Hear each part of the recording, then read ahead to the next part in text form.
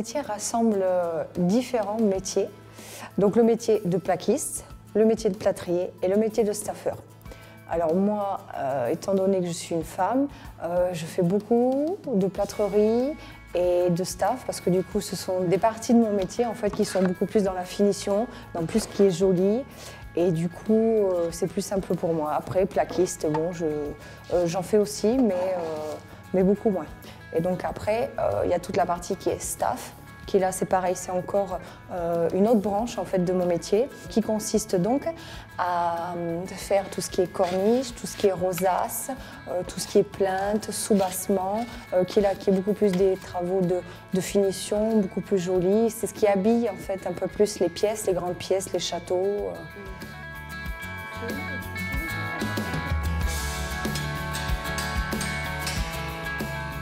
Généralement, on est sur des, quand c'est en rénovation, ce sont des raccords plâtre ou des habillages en plaque de plâtre.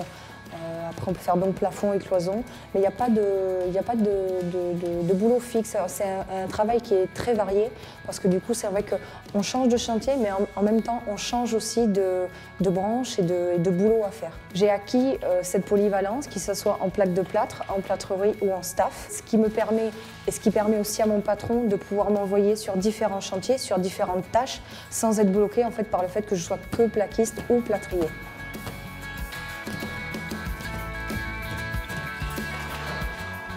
En fait, je pique toujours dans ce sens-là, parce que si on pique dans l'autre sens, en fait, le plâtre il se sépare. C'est vrai que si on force dessus, ça se sépare. Donc du coup, on pique toujours dans ce sens-là pour éviter d'aller jusqu'au fond du mur, quoi, parce que du coup, on est censé rattraper cette partie-là.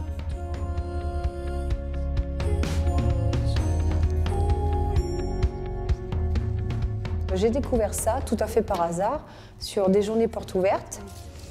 Et j'ai vu donc des jeunes qui étaient en train justement de travailler, ils tradaient des corniches et ça a été le coup de foudre. Ce qui me plaisait beaucoup, c'était le travail de la matière.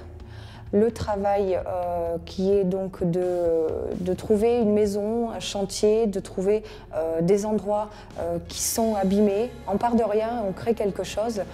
Quand on arrive, il n'y a pas grand-chose et puis on habille, on embellit tout ça. J'ai suivi différentes formations. Donc pendant 2 ans, j'ai fait un premier CAP, plâtrier plaquiste, chez les Compagnons du Devoir, donc où j'étais partie faire la journée porte ouverte, où j'ai découvert ça, voilà. Donc j'ai fait un premier CAP. Ensuite, j'ai fait un deuxième CAP, donc là dans une autre entreprise, dans une autre région. J'ai fait un CAP staffeur, ornemaniste. Ensuite, j'ai quitté les Compagnons, je suis repartie dans un lycée professionnel pour pouvoir faire le brevet professionnel, donc plâtrier et plaquiste. Et ensuite, je suis revenue donc, sur la région de Bordeaux pour continuer à faire du plâtre.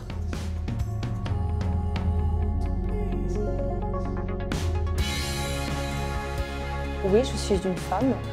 Ça ne m'a pas fait peur de choisir ce métier malgré le physique pas forcément avantageux que peut avoir une femme par rapport à un homme. C'est physique, c'est fatigant, il faut y arriver, il faut y avoir du courage. Mais quand on veut, on peut. C'est vrai que pour moi, je suis tombée amoureuse de mon métier, donc c'est dur parfois, mais j'en suis quand même contente et j'apprends tous les jours, je me forme tous les jours. Moi, je trouve que ça me donne une force, quoi. Et c'est vrai qu'après, il faut du caractère, il faut un petit peu de force de conviction, mais bon, voilà, quand on veut, on peut, et c'est un métier qui est tout à fait faisable pour une femme. Voilà. Maintenant, je vous ai présenté mon métier, à vous de jouer.